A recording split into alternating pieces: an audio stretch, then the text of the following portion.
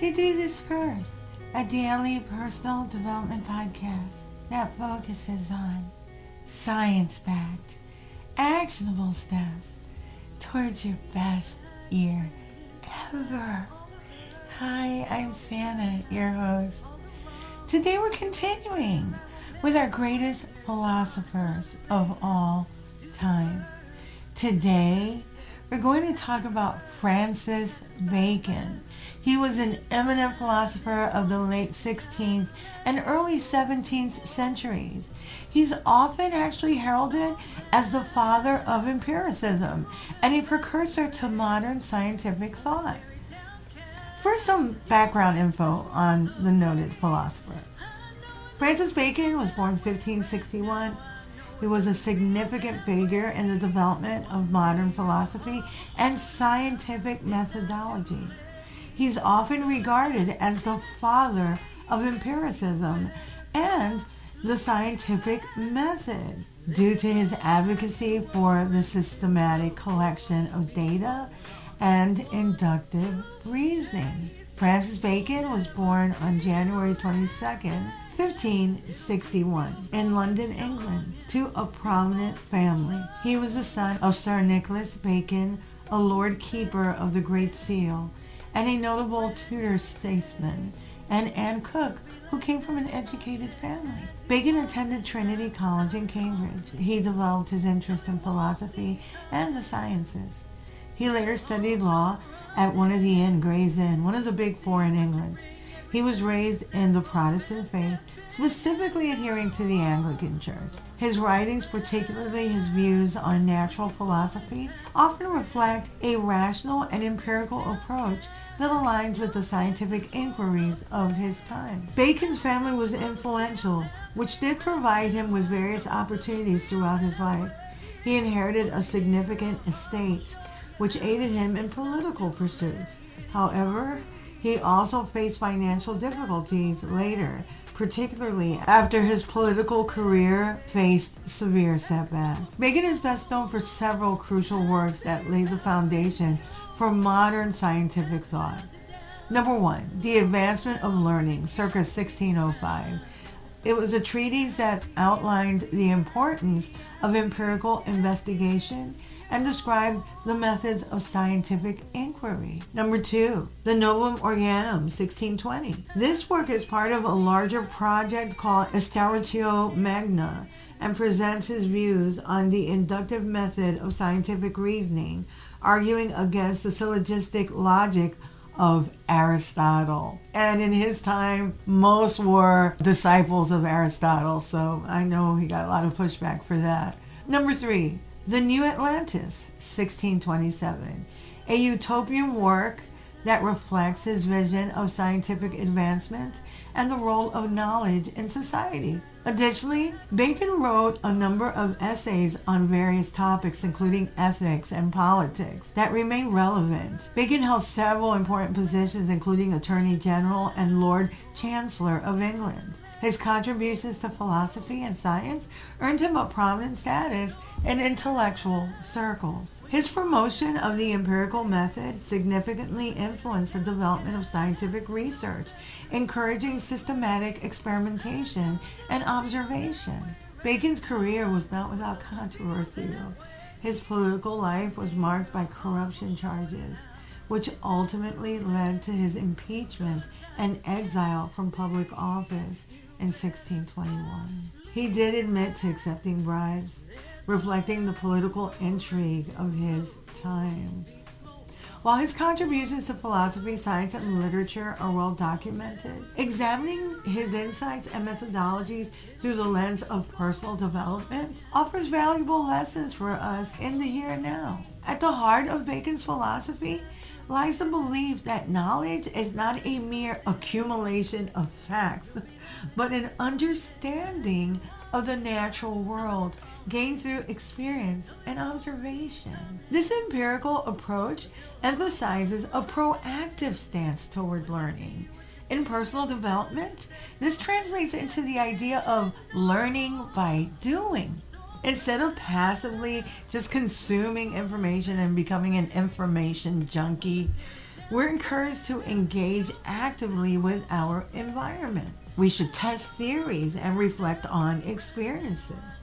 There are a lot of ways of doing this, like through reflection, and by being more active, you can join associations and volunteer in church, and there's social media and blogging and even your career. I mean, you can champion a cause, you can write on topics and so on, and so you can take on writing, maybe putting out a book. Podcast 116, Leave It Better, Championing Causes, can provide more insights in this regard. And actually, the entire series is about leaving the world better than you found it.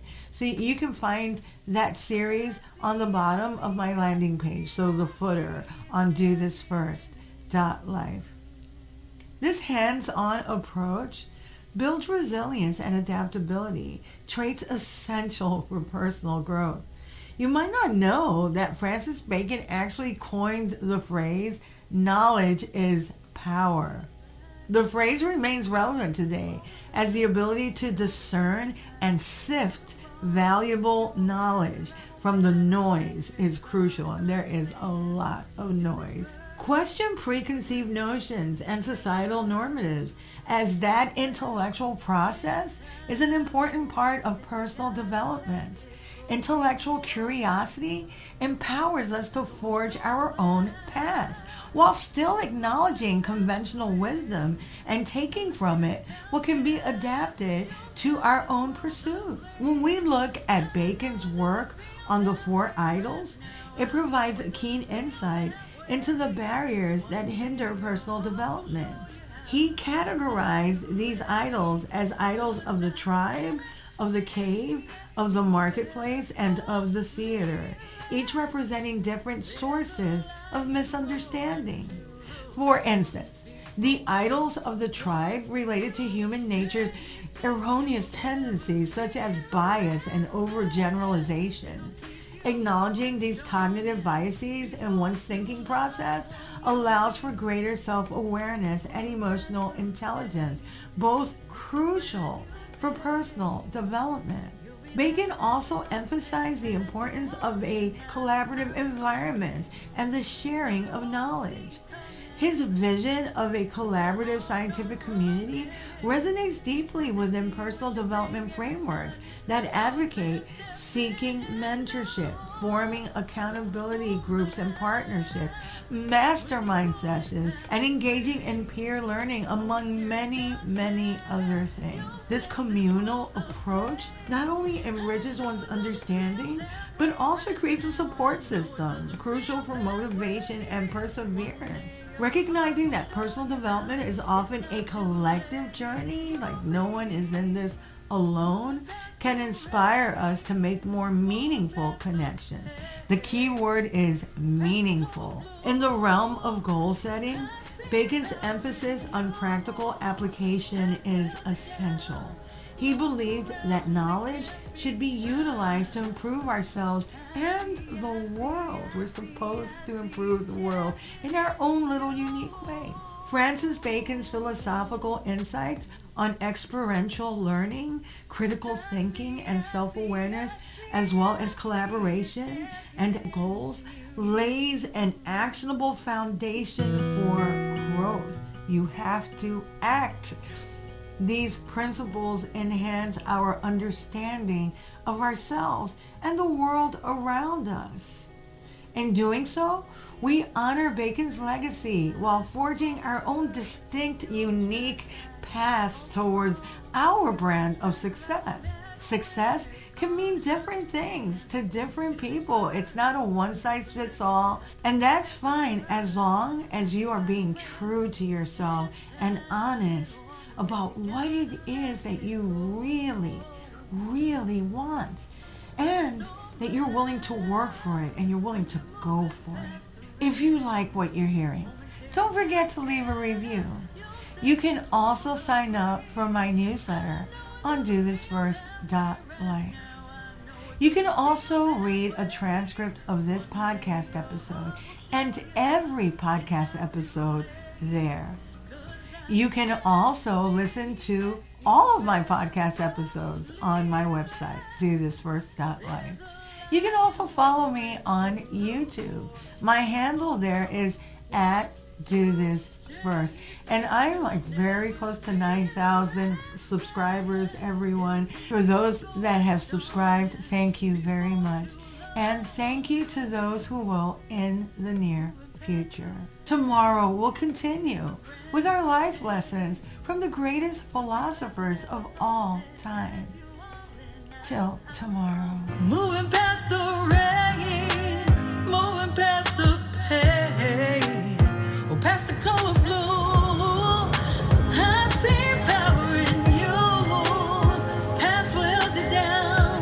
Look around, they can't be found. I see a champion in you.